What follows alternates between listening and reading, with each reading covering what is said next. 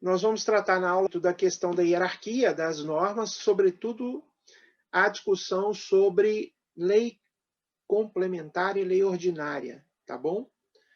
Então, hierarquia das normas, claro que esse assunto aplicado ao processo legislativo, né? Porque alguns autores que argumentam haver hierarquia entre lei complementar e lei ordinária reforçam diferenças no processo legislativo para justificar o seu ponto de vista, a sua opinião. Então, nós vamos fazer essa visita a esses autores, tanto aqueles que defendem quanto aos que não defendem, e apontar para vocês qual é a posição majoritária. Então, vamos falar sobre hierarquia das normas, sobre iniciativa legislativa, que é a primeira fase. Hoje nós vamos esgotar a primeira fase do processo legislativo, boa parte, pelo menos dos principais, né? Projeto de emenda à Constituição, lei complementar e lei ordinária, tranquilamente nós vamos esgotar aqui hoje.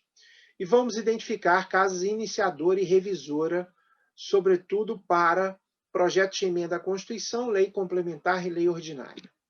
Então, vamos para os objetivos da nossa aula: esclarecer acerca da hierarquia das normas e seu impacto no processo legislativo, é o objetivo 1. Objetivo 2, conhecer as tipologias ou classificações da fase introdutória ou de iniciativa do processo legislativo, analisar alguns casos de iniciativa privativa presentes no texto constitucional. Se eu quisesse fazer uma análise mais exaustiva na aula, daria para fazer, tá, gente? Mas eu estou dando uma atenção especial àqueles pontos que são mais cobrados, que são as iniciativas privativas relacionadas ao presidente da República, ao Ministério Público e ao Poder Judiciário, tá? As outras iniciativas privativas relacionadas, por exemplo, aos órgãos do Poder Legislativo, ao Tribunal de Contas, à Defensoria, elas podem ser derivadas facilmente do que eu vou expor aqui como a regra geral para a existência de iniciativa privativa. E o objetivo 4, identificar a casa iniciadora e a casa revisora dos projetos de emenda à Constituição e dos projetos de lei. Então, vamos para a hierarquia das normas e a relação disso com o processo legislativo. Nós acabamos de ver que o processo legislativo brasileiro ele produz 7 espécies legislativas. Então, novamente, emenda à Constituição, lei complementar, lei ordinária, lei delegada, medida provisória, decreto legislativo e resolução. São as 7. Vejam que essas 7 espécies legislativas estão em 2 níveis, no nível constitucional e no nível legal. Nós temos ainda um terceiro tipo de normas produzidas aqui no Brasil, que são as normas administrativas, os atos administrativos, as normas administrativas, que são normas que nós chamamos de infralegais. Infralegais, ou seja, estão abaixo, né, das leis.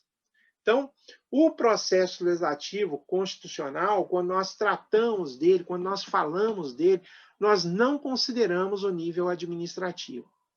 Ele não desenha rito de como que as normas administrativas elas tramitam. Não. O processo legislativo constitucional fica em 2 níveis, no nível constitucional e no nível legal. Então, nós vamos ver aqui a emenda à Constituição e vamos ver como se dá a tramitação de projetos de lei ordinária, de lei complementar, como se dá o processo na lei delegada, na medida provisória, o caso do decreto legislativo e da resolução. Notem que eu estou colocando todos estes no mesmo barco, né? A lei ordinária, a lei delegada, a lei complementar, medida provisória, decreto legislativo e de resolução, porque majoritariamente a doutrina não entende haver diferença de status, de nível, entre essas espécies legislativas, tá? Então, você tem o nível constitucional e o nível legal, todas essas normas são equiparáveis, estão no mesmo nível pela visão doutrinária, né, majoritária, tá bom? Vamos, então, explicar agora a diferença de uma maneira um pouco mais detalhada, a diferença entre a lei complementar e a lei ordinária. Então, vou começar pela lei complementar, porque a lei ordinária é matéria residual, como eu falei para vocês, ela trata de tudo que não é tratado pelas demais, então aí vira lei ordinária. Lei complementar, campo material dela está definido no texto constitucional, já vimos isso na aula anterior. Ela vai ser aprovada por maioria absoluta dos membros da Casa Legislativa, e aí nós temos que considerar essa maioria absoluta contando todos os membros da Casa. 81 senadores, maioria absoluta 41. 513 deputados federais, maioria absoluta 257 deputados. Então, é o quórum para aprovação de um projeto de lei complementar. O quórum de votação e aprovação da lei complementar, as normas gerais de quórum no artigo 47, mas aquela relacionada diretamente à lei complementar é o artigo 69, que fala da maioria absoluta aplicada à lei complementar. Tá? O projeto de lei complementar ele passa por 2 turnos de votação na Câmara dos Deputados e turno único no Senado Federal. Então vejam que tem diferença na tramitação. Os regimentos internos eles apresentam diferenças sobre vários outros aspectos, mas no que diz respeito à lei complementar, o mais saliente, o mais relevante para esse momento é esse, é você entender que lá na Câmara exige 2 turnos e no Senado Federal 1 turno só. A lei ordinária, o campo material é residual, conforme eu falei para vocês, ela exige para sua aprovação maioria simples, que é a chamada maioria relativa, e aí a regra está lá no artigo 47 da Constituição Federal. Então tem que haver o quórum para apreciação do projeto, para aqueles projetos que vão a plenário, tem que ter o quórum de aprovação, o quórum de presença, e depois o quórum de votação para aprovação da lei ordinária, que é de maioria dos presentes. Então, o quórum para votação seria a metade, seria a maioria absoluta da Câmara dos Deputados. Então, tem que ter 257 deputados, pelo menos, dentro do plenário, e a maioria absoluta de 257. Então, o primeiro número inteiro, depois da metade de 257 de deputados para aprovar o projeto de lei ordinária, quando o projeto de lei ordinária ele vai a plenário, tá bom? Então, estão aí as diferenças entre a lei ordinária e a lei complementar, então percebemos que a lei complementar ela é destinada a assuntos um pouco mais sensíveis, considerados um pouco mais importantes, e que a lei complementar exige um quórum de aprovação maior do que o da lei ordinária. E aí alguns autores derivam desse raciocínio, pelo fato da lei complementar ela ter um rito um pouco mais exigente para aprovação da lei, retiram daí a sua superioridade em relação à lei ordinária. Defendem haver superioridade da lei complementar autores como o Ferreira Filho, Manuel Gonçalves Ferreira Filho, o Alexandre de Moraes, o Zé Afonso da Silva. O Zé Afonso é um autor muito respeitado no direito constitucional, o Alexandre de Moraes é ministro do Supremo Tribunal, o Manuel Gonçalves Ferreira Filho, um grande estudioso do processo legislativo. Então, assim, são divergências. Você deve procurar conhecer, pelo menos, se informar, pelo menos, e, obviamente, quando você for fazer um concurso público, avaliar se a bibliografia tem esses nomes presentes para a parte de processo legislativo. Eles consideram haver hierarquia entre lei complementar e lei ordinária, colocando a lei complementar numa posição superior à lei ordinária, alegando também que, por exemplo, uma lei complementar pode tratar de matéria de lei ordinária, mas uma lei ordinária não pode tratar de matéria de lei complementar, tendo em vista que o campo material da lei complementar ele é expresso no texto constitucional. Então, por conta disso, desses raciocínios todos, esses autores atribuem superioridade à lei complementar.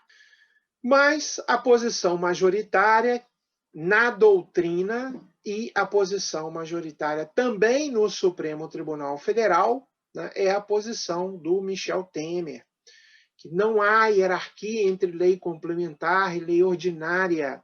Por quê?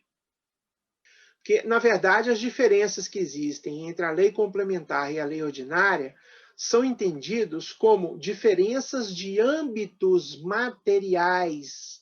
Então, é o âmbito material da lei complementar que é diferente daquele âmbito material da lei ordinária. Mas tanto a lei complementar quanto a lei ordinária ela estaria na mesma espécie legislativa, ou seja, não diria a mesma, mas são espécies legislativas de mesmo nível tratadas no artigo 59. E, por exemplo, é de se lembrar que um mesmo dispositivo constitucional trata do processo legislativo da lei complementar e da lei ordinária, que é o artigo 61 do texto constitucional. Então, muitos enxergam, a maioria enxerga, o STF enxerga que elas estão no mesmo patamar normativo. Aí eu coloquei aqui essa citação do Gilmar Mendes e do Branco, para citar alguns autores, além do Michel Temer, a maioria dos autores, ou você pegar qualquer doutrina, qualquer manual de direito constitucional, isso vai estar destacado lá, que é uma posição majoritária, é essa que nós estamos apresentando aqui, e vai dar uma certa atenção, se a doutrina for boa, né, à divergência, porque a divergência ela é relevante, ela é posta por autores que têm uma certa densidade e são respeitados no direito constitucional, tá bom? Então, a posição majoritária, que é aquela que você deve preferir quando for avaliar as questões de concurso público, é de que não há hierarquia entre lei complementar e lei ordinária. Aí, no final da aula, eu coloco a bibliografia e convido a consultar a bibliografia mencionada aqui. É fácil, né? Você pesquisando, usando o Adobe Acrobat Reader para fazer a pesquisa por termos, você encontra facilmente as partes desses livros. Fica fácil você fazer a consulta e conhecer esses argumentos todos, tá bom? Vamos avançar então, vista essa questão da hierarquia.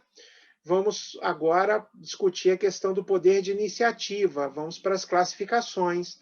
Nós temos, então, os seguintes tipos de iniciativa. O que é iniciativa mesmo, professor? É a primeira fase do processo legislativo.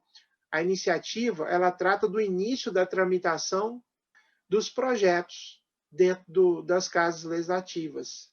Então, na iniciativa se identifica, por exemplo, quem pode apresentar os projetos, as proposições, né? Quem deve apresentar. E nós podemos classificar os tipos de iniciativas com base em quem pode apresentar. Então, podemos identificar, por exemplo, que várias autoridades e vários órgãos podem apresentar um tipo de projeto.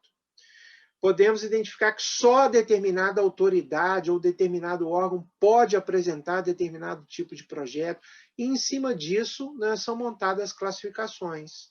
Então, como essa aqui, por exemplo, nós temos a chamada iniciativa parlamentar, que é quando os parlamentares, no nosso caso, deputados, senadores, no âmbito federal, e aí eu lembro novamente que o processo legislativo federal, previsto no nosso texto constitucional, aplica-se a noção de simetria, então ele é grandemente copiado, ressalvo-se as diferenças que existem, né, entre a composição do âmbito federal do legislativo e a estadual e a municipal, como destaquei no nosso encontro anterior. Ele é bicameral no âmbito federal e unicameral no âmbito estadual, distrital e municipal. Então isso acaba levando a pequenas diferenças, tá bom? E temos que destacar também a interferência de uma certa autonomia que os entes têm para se constituírem, que é típico de uma federação, tá? Mas, fora isso, a simetria ela se aplica grandemente. Vocês vão observar depois. Então, a iniciativa parlamentar é quando os parlamentares eles apresentam um projeto. Ou seja, deputados e senadores. E comissões parlamentares. Na mesa da Câmara, do Senado, ela é entendida como uma comissão também.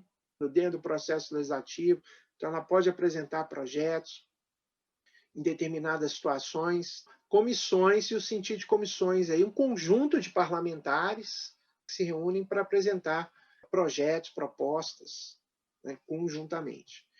Então, a iniciativa parlamentar, quando parlamentares e comissões parlamentares apresentam um projeto, e a iniciativa extraparlamentar é quando outras autoridades e outras instituições que não estão dentro do Poder Legislativo vão apresentar os projetos. Então, o presidente pode apresentar, nós podemos, no que diz respeito a projetos de lei, por exemplo, o presidente da República pode apresentar, o PGR pode apresentar, o Procurador-Geral da República, o Supremo pode apresentar, os tribunais superiores.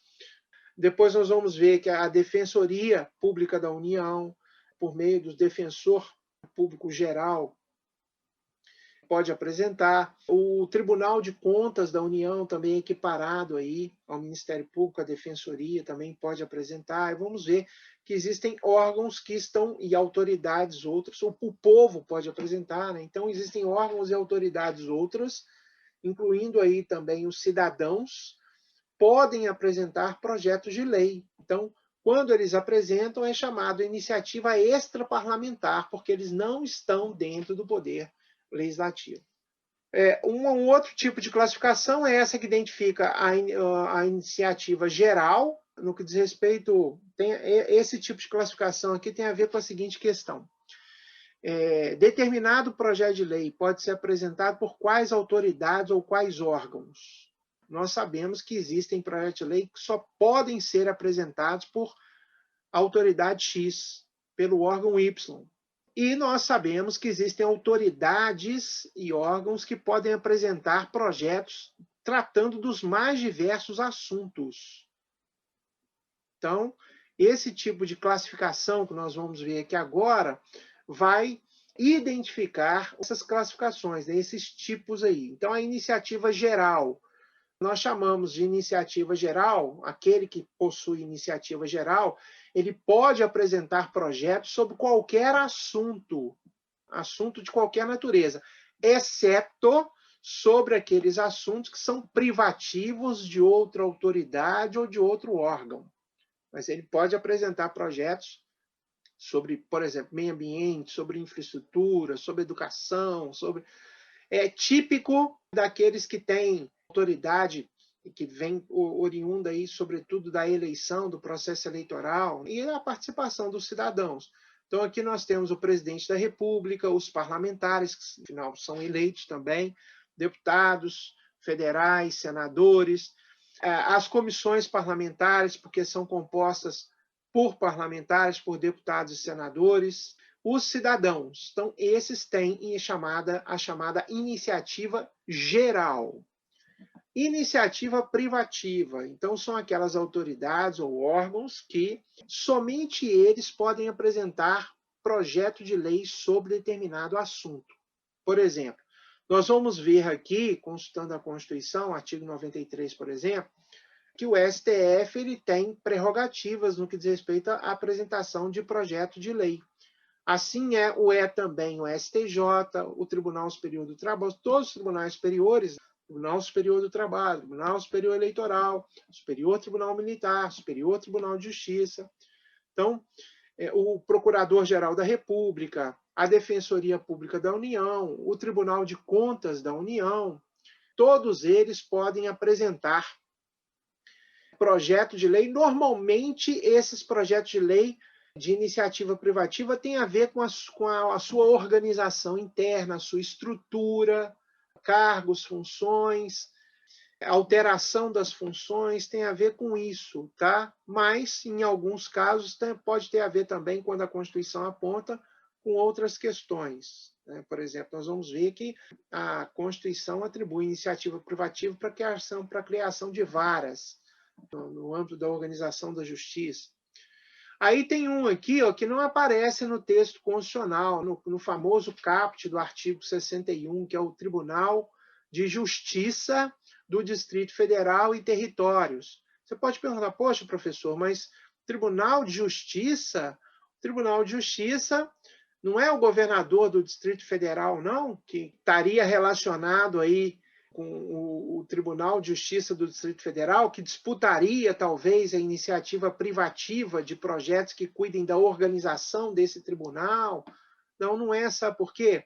Porque se você for analisar lá a Constituição Federal, o Tribunal de Justiça do Distrito Federal e dos territórios compõem o poder judiciário da União, e depois vocês vão ver que o Ministério Público do Distrito Federal e dos territórios vai compor também a estrutura do Ministério Público da União. Tá? Então, eu mencionei até o dispositivo constitucional relacionado ao Ministério Público, mas vocês vão ver um pouco antes, quando trata da organização do Poder Judiciário, da mesma maneira, o Tribunal de Justiça do Distrito Federal e dos territórios, ele compõe o Poder Judiciário da União.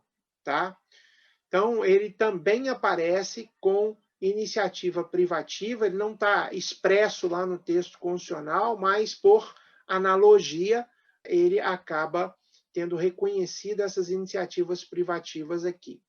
O presidente da República também tem iniciativas que são só dele, somente dele. Nós separamos aqui para analisar todas essas iniciativas privativas relacionadas ao presidente da República. Então, veja que o presidente tem, além de iniciativa privativa, ou seja, de projetos que só podem ser apresentados por ele também tem a iniciativa geral. Ele pode apresentar projetos sobre os mais variados assuntos, desde que esse assunto não seja privativo de outro poder ou outro órgão. A mesma coisa acontece com o Senado e com a Câmara dos Deputados. Então, os senadores e deputados federais também têm iniciativas privativas, normalmente relacionadas à estrutura desses órgãos, da Câmara e do Senado. Organização, funcionamento, cargos, remuneração, esse tipo de situação, tá bom? Muito bem. Sobre iniciativa privativa aqui, eu tenho um ponto que eu destaquei aqui, que ele é muito importante. Está claro que o vício de iniciativa, ele gera uma inconstitucionalidade formal. O que eu quero dizer com isso? Se a autoridade ou órgão não tiver competência para apresentar o projeto de lei, o projeto de lei for apresentado por esse órgão ou por essa autoridade, tramitar no Congresso e gerar uma lei, essa lei é inconstitucional por vício formal, por vício de iniciativa, ok? Então, isso tem que ficar bem claro, bem claro. Uma questão que se coloca é a seguinte: nós vimos aqui que o presidente da República, ele possui iniciativa privativa, em alguns casos, em algumas situações, ele possui iniciativa privativa, ou seja, somente ele pode apresentar o projeto de lei relacionado àquele assunto, aquele determinado assunto. Vamos imaginar que um parlamentar tenha usurpado essa iniciativa privativa do presidente, tenha apresentado um projeto com um conteúdo que seria de iniciativa privativa do presidente. Aí esse projeto tramita, Câmara, no Senado, enfim, vai à sanção presidencial e o presidente sanciona esse projeto. Então, tem alguns que alegam, pelo fato do presidente ter sancionado, ele convalidou os vícios desse projeto de lei, os vícios originários desse projeto de lei. Essa ideia, ela é equivocada, tá? Essa ideia é equivocada. O vício, ele continua e a lei, mesmo sancionada pelo presidente, ela é inconstitucional. É isso que está aqui na atenção. Peço que vocês tomem cuidado com relação a isso que acabei de falar, porque costuma aparecer bastante. Então, falamos da iniciativa geral, falamos da iniciativa privativa, vamos para a iniciativa concorrente. Bom, a iniciativa concorrente é quando nós temos mais de um legitimado tratando da possibilidade de apresentação de um projeto de lei com o mesmo conteúdo. Então, é o que acontece no caso da iniciativa de lei sobre a organização do Ministério Público da União. ok? Apenas. A iniciativa de lei sobre a organização do Ministério Público da União é da competência concorrente entre o presidente da República, conforme aparece lá no artigo 61, parágrafo 1º do artigo 61, tendo em vista que o parágrafo 2º, se não me falha a memória, é da iniciativa popular, o parágrafo 1º é da iniciativa privativa do presidente da República. Mas também vai aparecer lá no artigo 128, parágrafo 5º, trata da parte do Ministério Público, como iniciativa do Procurador-Geral da República. Então, vejam bem, a Constituição ela aponta em 2 momentos no seu corpo dispositivos que dizem que a iniciativa de lei sobre a organização do Ministério Público da União caberia ao presidente da República, ela fala isso lá no artigo 61, parágrafo 1º, e lá no artigo 128, parágrafo 5º.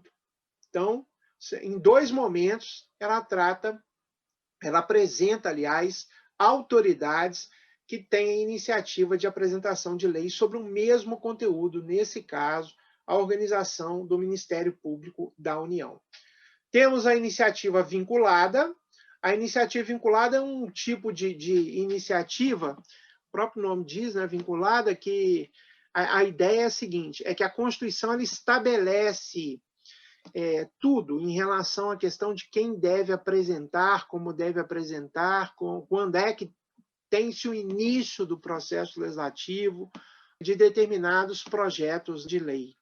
Ela envolve situações em que o legitimado ele é obrigado a dar o início no processo legislativo num determinado momento, segundo o que está, obviamente, previsto no texto constitucional. É o que acontece com os projetos de lei orçamentária. Então, nós temos o PPA, a Lei de Diretrizes Orçamentárias, a Lei Orçamentária Anual, a LOA, são projetos de lei que tratam de questões orçamentárias. A LDO estabelece as diretrizes orçamentárias, sua aprovação é pré-requisito para a aprovação da Lei Orçamentária Anual. Então, normalmente, a aprovação da LDO está no primeiro semestre, né, do ano. O Congresso ele não entra em recesso, aquele recesso do meio do ano, de julho, meados de julho até início de agosto, ele não entra em recesso se não votar o projeto de lei da LDO. E a LOA, lá no final do ano, aprova-se num ano para o outro ano, para o orçamento ser executado no outro ano. Então, o orçamento do ano de 2021 foi feito em 2020, o orçamento do ano de 2022 vai ser feito em 2021. Isso causa algumas situações um pouco interessantes, como, por exemplo, o orçamento do primeiro ano de um prefeito, de um governador, de um presidente, foi feito pelo presidente, governador e prefeito anteriores, porque é feito sempre no ano anterior. Isso é interessante a gente destacar. Então, no caso dos projetos de lei relacionados às leis orçamentárias, a iniciativa é vinculada, está descrita lá na Constituição qual é o tempo limite que o Poder Executivo tem para apresentar esses projetos ao Poder Legislativo e o limite que o Poder Legislativo tem para fazer essas análises, etc. Caso contrário, se ele não observar esses limites, tem consequências muito graves para a gestão orçamentária e financeira do Estado, do município e do país no ano seguinte. Bom, então está aí, falamos sobre iniciativa geral, privativa, concorrente e iniciativa vinculada. Alguns casos de iniciativa privativa que eu escolhi para destacar aqui para vocês, os casos de iniciativa do presidente da República. Então, aqui nós estamos no âmbito da Constituição, no artigo 61, no parágrafo 1º. E tudo que eu falar aqui em relação ao presidente da República, você vai aplicar por simetria para os governadores e os prefeitos. E você vai levar para o contexto do prefeito e do governador, que são outros órgãos de interação. São de iniciativa privativa do presidente as leis que fixem ou modifiquem os efetivos das Forças Armadas. Privativo do presidente. E disponham sobre criação de cargos, funções, empregos públicos na administração direta e autárquica, ou aumento de sua remuneração. Então, falou de cargos, funções, empregos públicos na administração pública direta e indireta. questão de remuneração do aumento dela, presidente da República, tem que sair lá do presidente. Organização administrativa e judiciária, matéria tributária e orçamentária, serviços públicos e pessoal da administração dos territórios. Então, essa matéria tributária dos territórios, tudo isso aqui é aplicado nos territórios. Nós sabemos que o território é uma autarquia territorial, ele não é um ente federado, não goza das autonomias previstas lá no artigo 18 e seguintes no texto constitucional. Então, ele é administrado basicamente pela União. A União tem grande influência na gestão dos territórios. Servidores públicos da União e territórios, seu regime jurídico, provimento de cargos, estabilidade e aposentadoria também. Vejam bem que as questões afetas a servidores públicos, sobretudo do Poder Executivo, tudo isso ligado ao presidente, ao Executivo Federal. E no que diz respeito ao Executivo Estadual, Distrital e Municipal, aos governadores e prefeitos. Foi com base na interpretação dessa linha C aqui, ó, do artigo 61, parágrafo 1º, inciso 2, a linha C, que foi julgada, por exemplo, improcedente a anistia concedida pelo Poder Legislativo Estadual a soldados, a militares que fizeram greve nos seus estados. Foi julgado inconstitucional porque o Supremo considerou que essas questões afetas aos servidores públicos, elas devem ser tratadas pelo Executivo. Então, aplicou-se a simetria no que diz respeito aos policiais militares, então seria o governador, e não a Assembleia Legislativa, o deputado da Assembleia Legislativa, que deveria tratar dessa questão. A letra D, tem que ter muito cuidado com a letra D, hein? Porque aqui aparece, ó, são de iniciativa privativa. E nós acabamos de falar para vocês que o que está em vermelho, ó, é concorrente, é iniciativa concorrente. Então, organização do Ministério Público e da Defensoria Pública da União, bem como normas gerais para a organização do Ministério Público e da Defensoria Pública dos Estados e do Distrito Federal. Notem que aqui na letra D, só o que está em vermelho é que é iniciativa concorrente, tá? Então, continua sendo iniciativa privativa do presidente elaborar normas gerais para a organização do Ministério Público e da Defensoria Pública dos estados, do Distrito Federal e dos territórios. Então, o Ministério Público Federal, Ministério Público dos estados, do Distrito Federal e dos territórios, as normas gerais são postas pelo presidente. Aliás, a iniciativa do projeto é do presidente da República. Letra E. Criação e extinção de ministérios e órgãos da administração pública, observado o disposto no artigo 84, inciso 6, que diz respeito às questões orçamentárias, despesas, né, com pessoal ativo, inativo, enfim. Então, criação e extinção, e diz respeito mais também à questão do decreto, né, a utilização do decreto. Porque aqui nós estamos dentro de um dispositivo, que é o artigo 61, que fala sobre iniciativa de lei ordinária e complementar. Então, nós sabemos que iniciativa é apenas a possibilidade de apresentar o projeto, mas o projeto ele vai tramitar lá no Congresso Nacional. Depois vai a veto ou sanção do presidente da República. Então, ele tem a sua tramitação. Aqui é que o presidente ele tem a iniciativa privativa de apresentar projetos de criação e extinção de ministérios, órgãos da administração pública. E o artigo 84, inciso 6, vai destacar questões afetas aí à possibilidade do presidente fazer por decreto. Tá? E F, também projetos de lei que disponham sobre militares das Forças Armadas, seu regime jurídico, provimento de cargos, promoções, estabilidade, remuneração, reforma e transferência para a reserva. Então, aqui está a iniciativa privativa do presidente. Aqui nós vamos falar da iniciativa privativa do Procurador-Geral da República. Já vimos que a organização do Ministério Público da União pode ser de iniciativa do Procurador-Geral da República, concorrente com o Presidente da República. Então, está aqui o trecho destacado em vermelho, é concorrente com o Presidente da República. O restante vai ser privativo, como, por exemplo, lá no artigo 127, parágrafo 2º, aparece que o Ministério Público ele é dotado de autonomia funcional e isso tem consequências.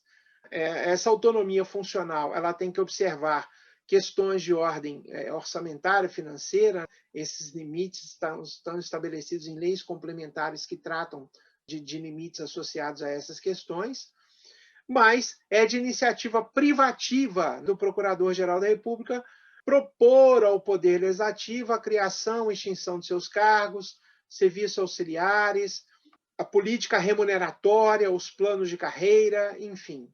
E aí, por simetria, você vai aplicar isso ao Procurador-Geral de Justiça, que no âmbito dos estados é o chefe do Ministério Público, tá bom?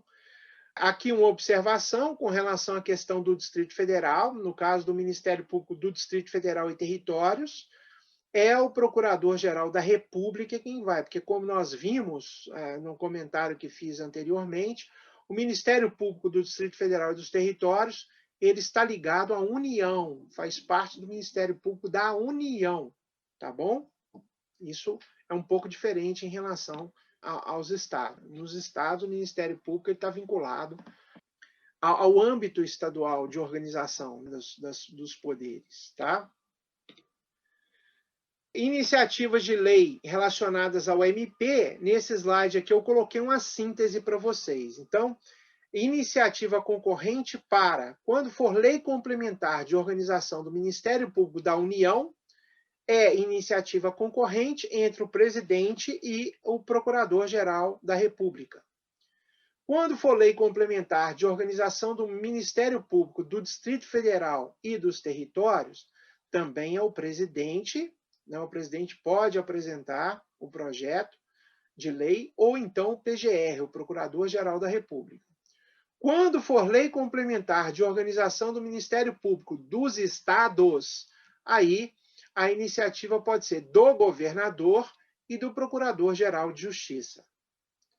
E a iniciativa é privativa para normas gerais para a organização do MP dos estados e no Distrito Federal, que compete ao presidente da República, conforme vimos lá nas competências privativas, na linha D. E, no caso da criação e extinção de cargos, serviços auxiliares, política remuneratória, planos de carreira do Ministério Público da União, é o Procurador-Geral da República. E aí vai ter que observar os limites de despesa com pessoal, ativo e inativo, pensionistas, não podendo exceder os limites previstos na lei complementar. E a lei complementar principal aqui que trata dessa questão é a lei complementar número 101, que é a lei que estabelece lá os limites dos gastos públicos, lei da responsabilidade fiscal, né? LRF, lei da responsabilidade fiscal. Então, nesse caso aqui, em relação ao Ministério Público da União, é o Procurador-Geral da República, e a mesma coisa, né, a criação e extinção dos cargos, serviços auxiliares, política remuneratória e os planos de carreira do MP dos estados, vai ficar a cargo do Procurador-Geral de Justiça, ele tendo que observar também os mesmos limites, com pessoal ativo e inativo, pensionistas, não podendo exceder esses limites estabelecidos em lei complementar, tá bom? Também a lei de responsabilidade fiscal. A iniciativa privativa do Poder Judiciário, então a iniciativa privativa aparece lá no artigo 93 para o STF, o Estatuto da Magistratura. No artigo 96, inciso 1, a linha D, a questão da criação das novas varas para os tribunais de uma maneira geral. Então, eles têm iniciativa de apresentarem projeto de lei a respeito de criação de novas varas. O artigo 96, inciso 2, em relação à alteração do número de membros de tribunais inferiores, em relação à criação e extinção de cargos. Notem que essa questão de pessoal, de gestão de pessoal, ela está muito presente nesse raciocínio da iniciativa privativa. a criação e extinção de tribunais inferiores, a alteração da organização e da divisão judiciárias, tudo isso pode ser feito pela apresentação de projetos de lei do STF, dos tribunais superiores e dos tribunais de justiça, mas eles têm que observar aqueles limites de despesa com pessoal ativo e inativo, pensionistas, e respeitando a lei de responsabilidade fiscal.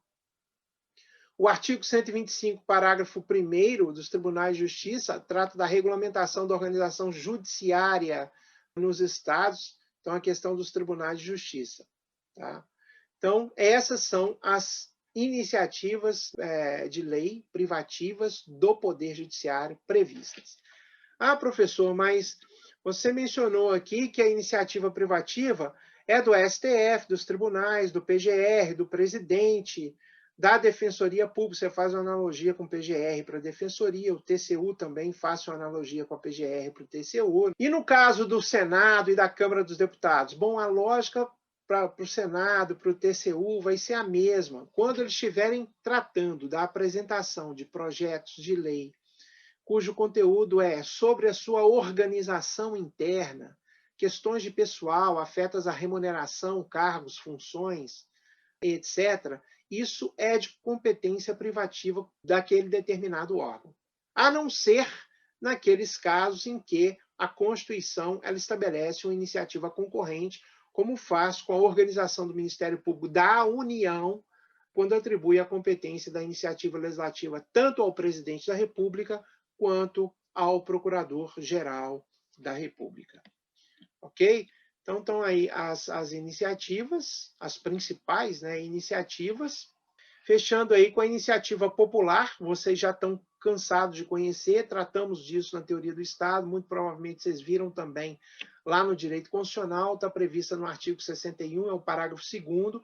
Guardem esse número aqui, 1503, porque são os requisitos que o projeto deve atender para ser apresentado como um projeto de lei de iniciativa popular.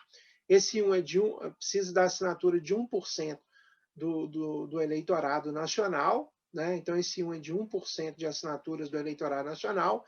Esse 5 é que esse eleitorado, essas assinaturas precisam ser recolhidas em pelo menos 5 Estados-membros da Federação, e esse 0,3 tem a ver com o 0,3% do número total de eleitores de cada um dos estados participantes. Em pelo menos 5, 0,3% em pelo menos 5 dos Estados-membros, para que o projeto de lei possa ser apresentado para o Congresso Nacional e tramitar lá. Também aplica-se a simetria aqui, tá? Então, nós temos iniciativa legislativa popular nos estados e nos municípios. Aqui em Minas Gerais, por exemplo, nós temos a previsão na Constituição Estadual que essa iniciativa tem como pré-requisito a coleta de 10 mil, da assinatura de 10 mil eleitores do Estado, sendo que, no máximo, 25% dessas assinaturas devem vir da capital do Estado, Minas Gerais. Então, tem esse limite aqui para a capital do Estado, para os eleitores que são domiciliados na capital do Estado, Belo Horizonte aqui no caso. Então, isso está previsto, a possibilidade de iniciativa legislativa dos estados, está previsto na Constituição, no artigo 27, no parágrafo 4º. Tá? E no caso de Minas Gerais, a Constituição Mineira faz esse detalhamento aqui. E a Constituição Federal, lá no artigo 29, inciso 13, trata também de como que essa iniciativa deve se dar no âmbito municipal. Fala que 5% da assinatura, 5% de assinaturas do eleitorado. No mínimo, é evidente que pode ser mais de 5%.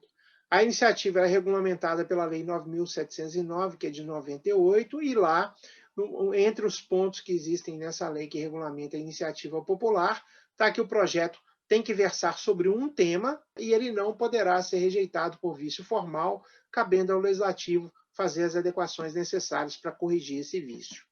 Nós temos na nossa história 4 projetos importantes que foram aprovados por iniciativa popular. Na verdade, houve a iniciativa popular, o projeto tramitou nas casas legislativas, nas duas, Câmara dos Deputados e Senado Federal, foi a sanção do presidente da República e tivemos 4 projetos aprovados por iniciativa popular. Resultado de iniciativa popular: a Lei do Ficha Limpa, que é de 2010, a Lei Complementar 135, a Lei do Fundo Nacional de Habitação de Interesse Social, que é a Lei 11.124, que é de 2005, a Lei de Combate à Compra de Voto, que é a Lei 9.840, que é de 99, e a mais antiga delas, né, a lei que modifica, na verdade, uma modificação na Lei dos Crimes Hediondos, né, que é a Lei 8.930 de 1994. Tá?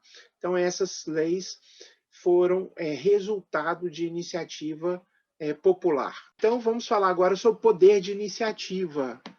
Tratando aí todas as espécies legislativas, vamos procurar identificar quem é que tem iniciativa para a proposição das espécies legislativas que estão presentes no nosso texto constitucional, lá no artigo 59. Vamos começar com a emenda à Constituição. Então, quem pode apresentar projeto de emenda à Constituição? Então, 1/3, no mínimo, dos membros da Câmara dos Deputados, isso daria cerca de 171 deputados. 1/3 dos membros do Senado Federal, 27 senadores. Então, vejam bem, aqui um senador, um deputado, ele não pode apresentar projeto de emenda à Constituição, não. Tem que ter 27 assinaturas no projeto. Tem que ter, no caso do Senado, tem que ter 171 assinaturas no caso da Câmara dos Deputados. Então, é bem interessante observar isso, que costuma ser uma pegadinha das provas. Então, o deputado, ele pode apresentar projeto de lei ordinária, projeto de lei complementar, enfim, mas projeto de emenda à Constituição ele não pode. É 1/3, no mínimo, dos membros da Câmara dos Deputados e 1/3, no mínimo, do Senado Federal.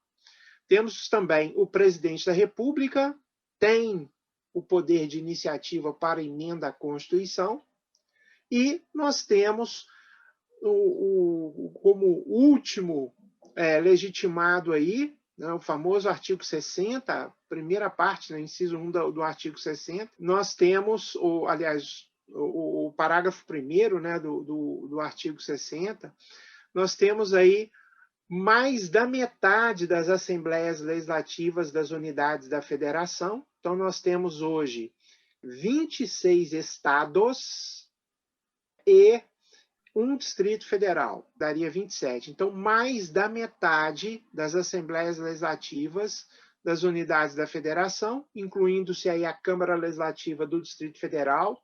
Então, o Poder Legislativo do Distrito Federal tem um nome diferente, né? Chama Câmara Legislativa. Então, vejam bem, daria 14, no mínimo 14 assembleias legislativas, ou entre elas, para inteirar lá o número, a Câmara Legislativa do Distrito Federal, manifestando-se cada uma delas pela maioria relativa, que é a maioria simples dos seus membros. Então, o que é a maioria simples?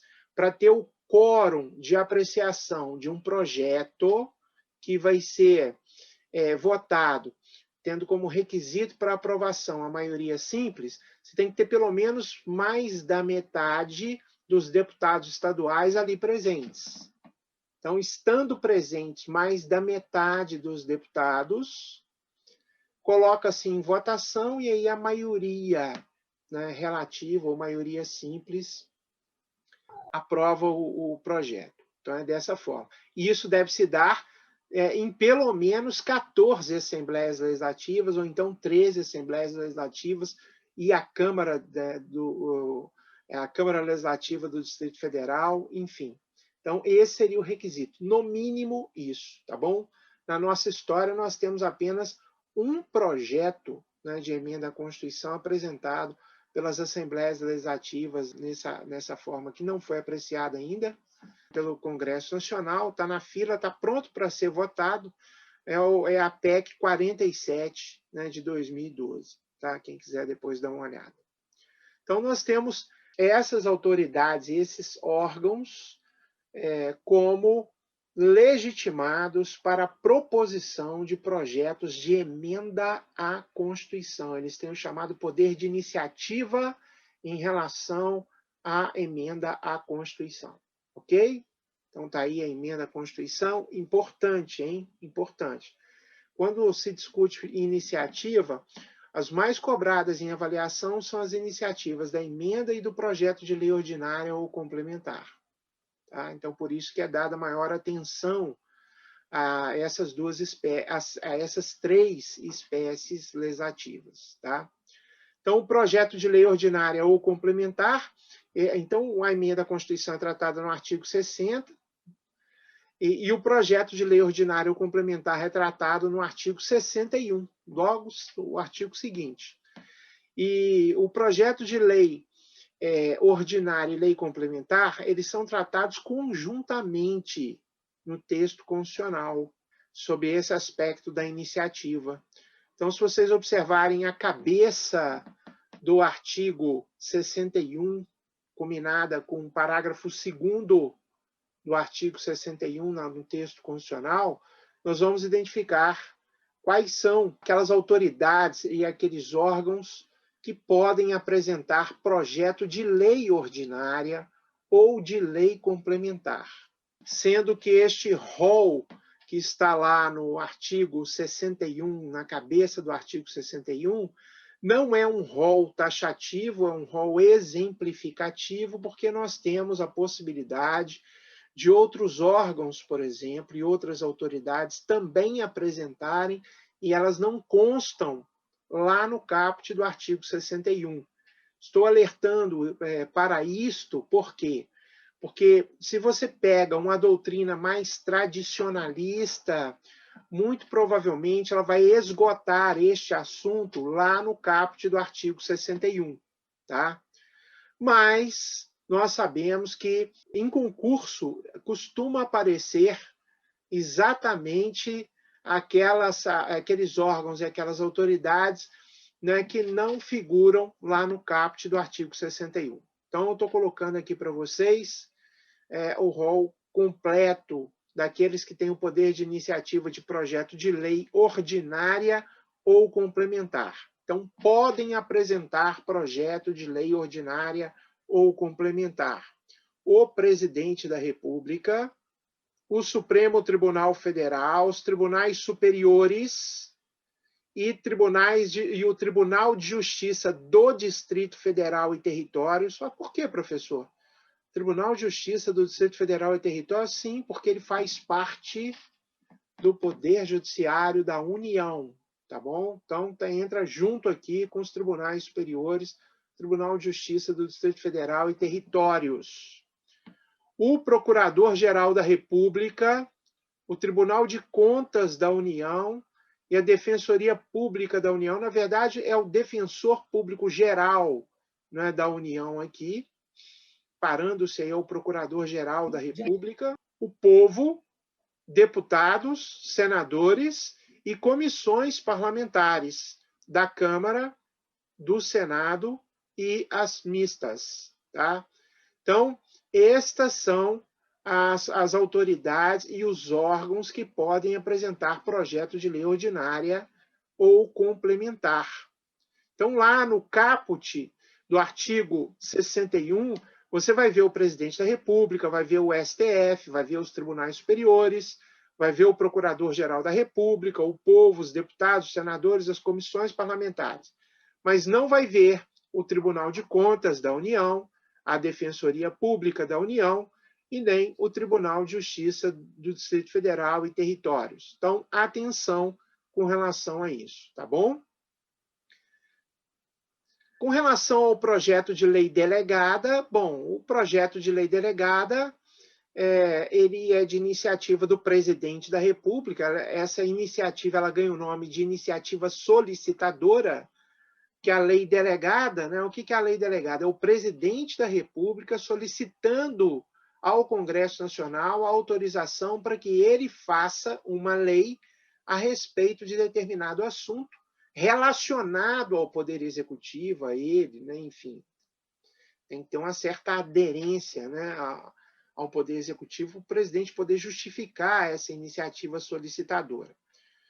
Aí o Congresso Nacional vai avaliar essa solicitação do presidente da República e, se aceitar, vai externar essa aceitação por meio de uma resolução, tá? Por meio de uma resolução.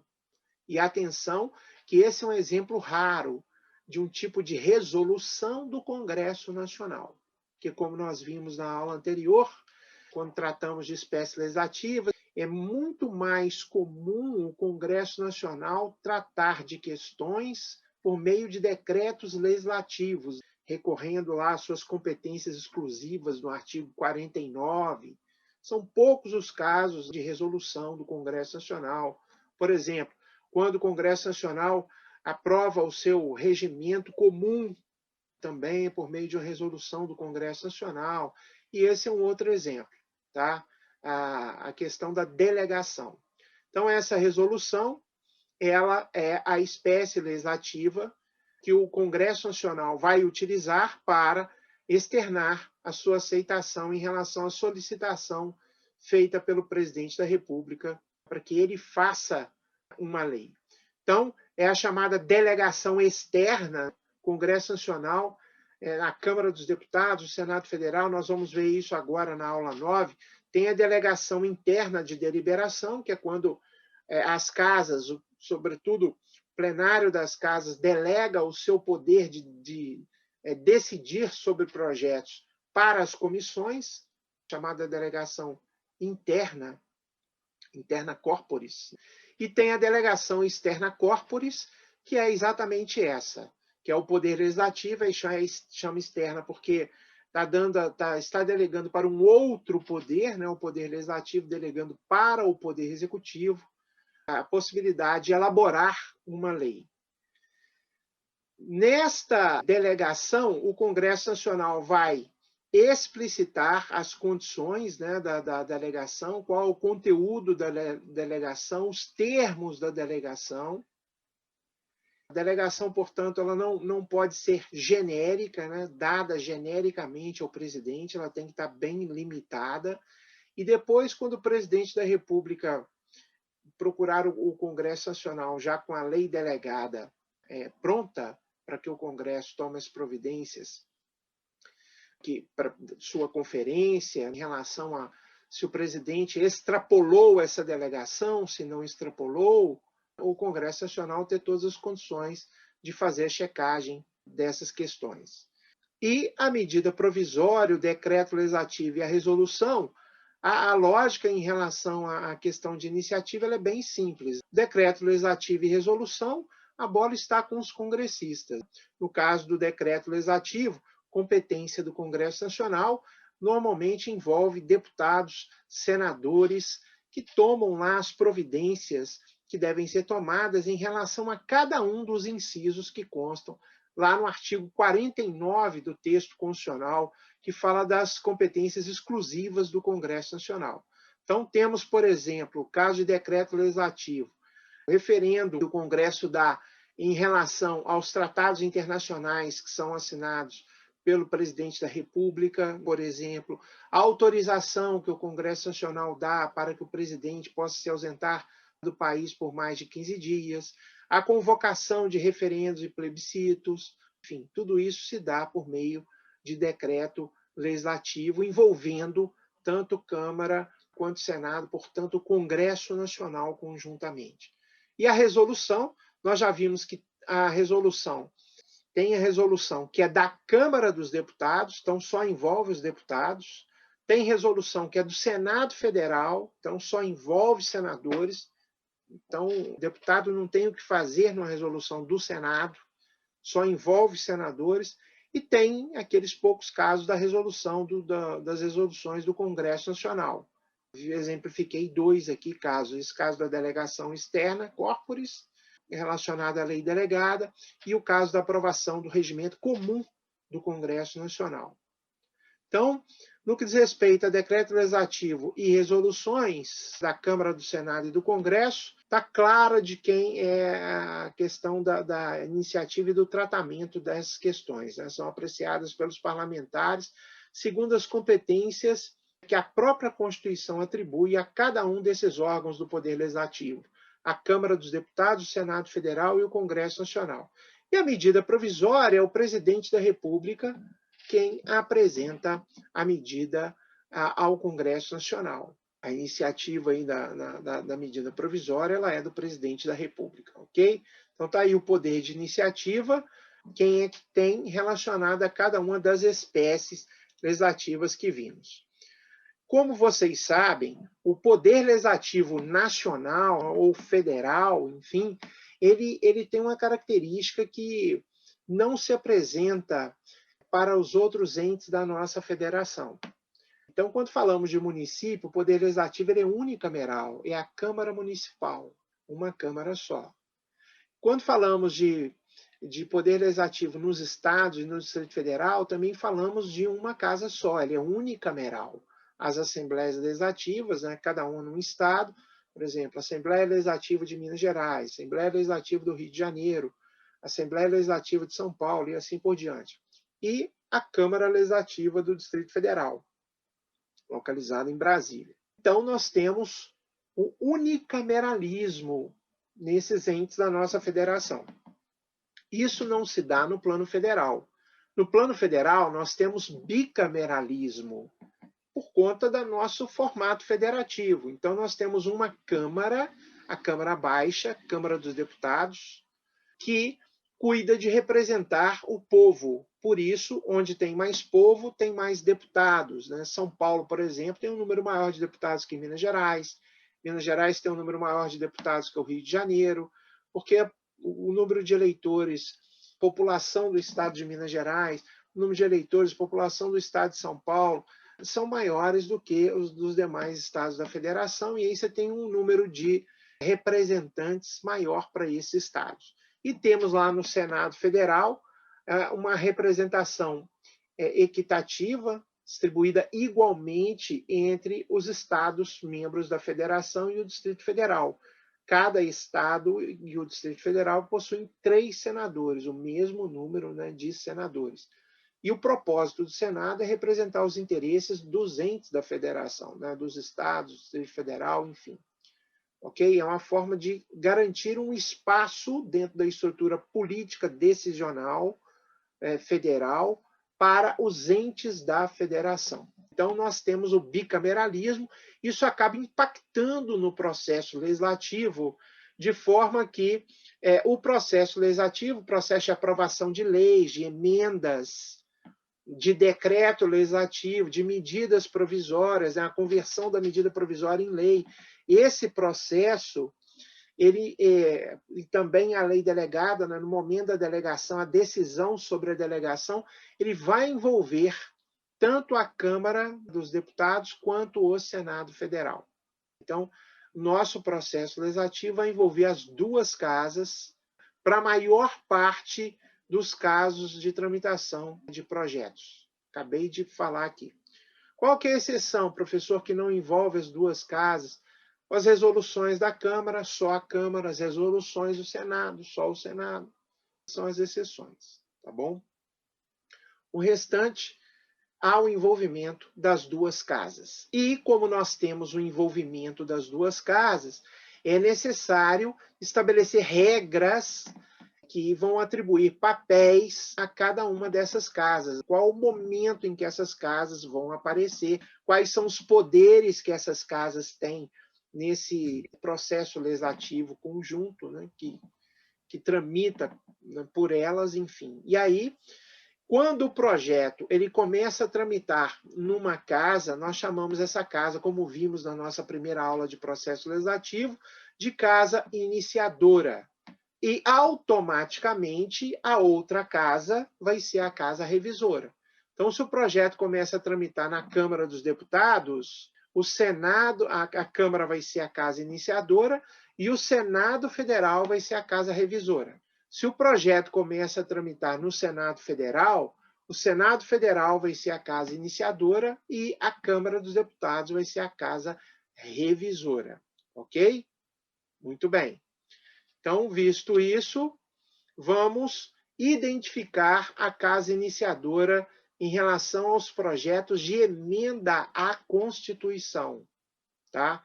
Então, em relação às PECs, aos projetos de emenda à Constituição, a Câmara dos Deputados é a casa iniciadora quando o projeto de emenda à Constituição ele é apresentado por 1/3 ou mais dos deputados federais.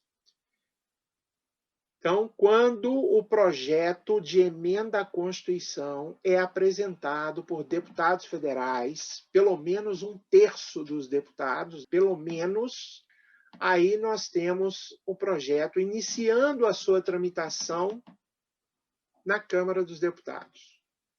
Quando ele é apresentado por 1/3 ou mais de senadores, aí ele inicia, projeto de emenda à Constituição, inicia a sua tramitação no Senado Federal.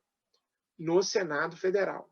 Tá? Então, quando é deputado, na Câmara dos Deputados. Quando são os senadores, o Senado Federal. Quando é o presidente da República, no que diz respeito a projeto de emenda à Constituição, então aqui nós não estamos falando de projeto de lei, não confunda isso, tá?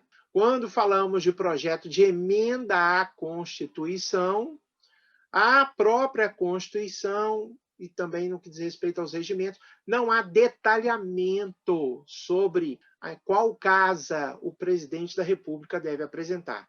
Costumeiramente, imaginamos até que era um processo de contaminação por conta das regras que orientam a iniciativa com relação às leis ordinárias e complementares, que lá nesse caso das leis ordinárias e complementares, o presidente ele tem que apresentar o seu projeto à Câmara dos Deputados. Então, por contaminação desse raciocínio, costumeiramente, o presidente apresenta à Câmara dos Deputados. Mas nada impede o presidente de apresentar um projeto de emenda à Constituição ao Senado Federal. Não há esse impedimento, tá? No texto constitucional, tampouco nos regimentos do Congresso Nacional, tá? Nos 3. Regimento da Câmara, regimento do Senado e o regimento comum do Congresso Nacional. Então, ele pode escolher, costumeiramente, vai para a Câmara. E, com relação à possibilidade da PEC ser apresentada por mais da metade das Assembleias Legislativas, incluindo aí, podendo incluir aí na Câmara Legislativa do Distrito Federal, pode também começar ou na Câmara dos Deputados ou no Senado Federal, porque não há no texto constitucional e nem nos regimentos nada que oriente a apresentação deste projeto para uma dessas casas. Esse único projeto a PEC 47 de 2012 foi apresentado pelas Assembleias Legislativas aqui que eu mencionei para vocês, ele foi apresentado no Senado Federal, tá? Enfim, então pode escolher aqui também. Então está aí a casa iniciadora do projeto de emenda à Constituição e a casa iniciadora dos projetos de lei. Então, nos projetos de lei, aí nós estamos tratando simultaneamente da lei complementar e da lei ordinária, que fique claro, elas estão no mesmo artigo do texto constitucional no que diz respeito às questões associadas à iniciativa, tá? Então, lá no artigo 61, cujo caput eu reproduzo aqui, ó. Então, a Constituição de 88, artigo 61, a iniciativa das leis complementares e ordinárias cabe a qualquer membro ou comissão da Câmara dos Deputados, do Senado Federal ou do Congresso Nacional, ao Presidente da República, ao Supremo Tribunal Federal, aos tribunais superiores, ao Procurador-Geral da República e aos cidadãos, na forma e nos casos previstos nesta Constituição. Alerta! Este rol não é taxativo, é exemplificativo. Portanto, nós temos outras autoridades e órgãos que também têm este poder de iniciativa, como mencionado em slides atrás, e que não estão aqui neste caput, tá bom? Então, aqui eu elenquei, ó, Câmara dos Deputados, Então, a Câmara dos Deputados, ela é a casa iniciadora dos projetos, quando os projetos são apresentados pelo presidente da República, pelo Supremo Tribunal Federal, pelos tribunais superiores, e aí incluindo o Tribunal de Justiça do Distrito Federal e Territórios, pelo PGR, né, o Procurador-Geral da República, pelo Tribunal de Contas da União, TCU, pelo Defensor Público Geral da União, pelo povo, pelos deputados, pelas comissões parlamentares, e a mesa da Câmara é também uma comissão, ela também tem esse status de comissão. Depois nós vamos ver a definição de comissão aqui para vocês, vocês vão ver um conjunto de parlamentares, a comissão. Então, a mesa também entra aqui. Vejam bem, começa na Câmara dos Deputados os projetos de lei ordinária e complementar de todas as autoridades e de todos os órgãos externos ao Congresso Nacional. Todos os órgãos e todas as autoridades que são externas ao Congresso, que não são poder legislativo, iniciam a sua tramitação, quando apresentam projetos de lei, pela Câmara dos Deputados, incluindo aí, obviamente, os deputados e as comissões parlamentares e a mesa da Câmara dos Deputados. Todos aqueles órgãos e autoridades externas ao Poder Legislativo, que não são legislativo, mais os deputados e as comissões da Câmara dos Deputados e a mesa da Câmara, quando apresentam um projeto, ele inicia na Câmara dos Deputados. A Câmara dos Deputados será a casa iniciadora desses projetos. Consequentemente, se a Câmara é a casa iniciadora, a casa revisora será o Senado Federal. E o Senado Federal, quando é que ele é a casa iniciadora? Ele é a casa iniciadora quando os projetos forem de iniciativa dos senadores e de comissões parlamentares e da mesa do Senado Federal. Só. Então, nesses casos em que são os senadores e as comissões do Senado, aqui pode ser um senador, tá? Lá também na Câmara dos Deputados, um deputado pode apresentar o projeto de lei, ordinário ou complementar. Aqui, um senador pode apresentar. Então, diferente da emenda à Constituição, do projeto de emenda à Constituição, que é 1/3 no mínimo de deputados e 1/3 no mínimo de senadores. Atenção com relação a isso, tá bom?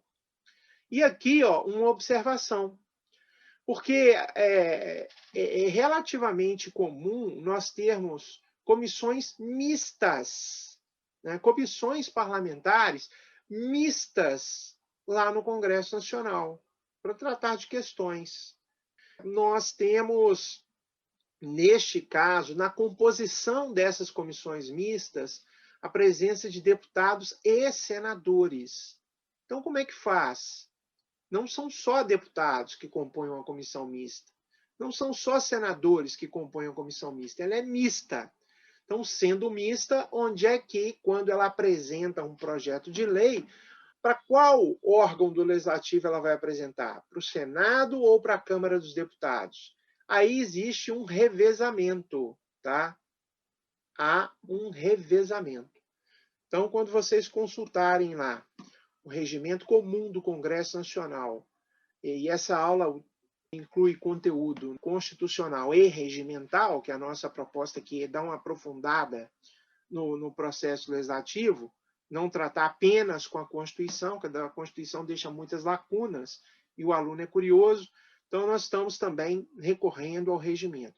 Então, lá no artigo 142 do Regimento Comum, nós temos a regrinha de que a casa iniciadora ela é alternada, ou seja, num momento o projeto apresentado por uma comissão mista vai ser apresentado na Câmara dos Deputados, por exemplo, e o próximo projeto, né, da comissão mista vai ser apresentado para o Senado Federal. E por aí vai. Então fica Câmara, Senado, Câmara, Senado, Câmara, Senado, ok? A bibliografia da nossa aula, para vocês fazerem a checagem, conferirem,